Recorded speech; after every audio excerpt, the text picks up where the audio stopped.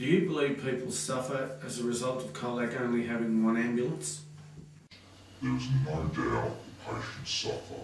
There is study after study that shows the longer the patient takes to get to hospital, the more damage that can be done. If I'm having a heart attack, every minute I wait, more heart cells die. If I'm having a stroke, every minute I wait, thousands upon thousands of brain cells die. The faster I can get to an appropriate facility, which is the hospital, the better chance I've got. If I wait half an hour or an hour for the ambulance, then my chance of having a good outcome are reduced, and more of my heart and more of my brain will die before getting there. But if I have an ambulance from Colac going to the appropriate hospital, which for a heart attack can be Colac, because they can give drugs to break down the clot, we can have them there very quickly, in 5 minutes, if there's a case in town, and they can give the drug. But if the ambulance is an hour away, it's an hour and 5 minutes before that person can be treated. And as a result, the patient suffers, more of the heart muscle dies, and that is the problem. So if you had 2 ambulance crews giving you 2 ambulances in Colac, 24 hours, this would save people's lives. When we look at the statistics, Colac has an unusual problem when one case comes in, a second case generally comes in during that same time. And we have a high incidence of that. We need a second ambulance in Colac to cover that problem. It's well documented.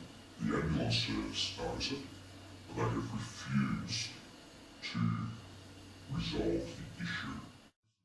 So with only one ambulance in Colac and the hospital abusing it, how is that affecting the ambulance response times in Colac? The state standard is 17 minutes.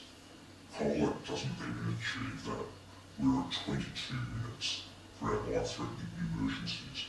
So in Melbourne they have an average of 17-minute response time to all life-threatening emergencies. We're at 22 minutes. It takes 4 minutes to drive from one side of Colac to the other, and yet it takes an ambulance on average, in 95% of cases, 22 minutes to respond to Colac in a life-threatening emergency. It does not make sense, and that's because most of our life-threatening emergencies are having to be covered by other cars when Colac is out doing a transfer job for the hospital. An unnecessary transfer. Unnecessary transfer. If the Colac Hospital were to use the appropriate methods, they would be calling on a non-urgent patient transfer vehicle from Geelong to come and pick these patients up and take them back down there. Yes, but when they use the Colac emergency ambulance in casualty, the ambulance is free because casualty, they're not an admitted patient, so the hospital gets the transfer for free, and it's actually on the patient or TAC if it's a road accident to pay the costs. However, if they're an inpatient, then the hospital has to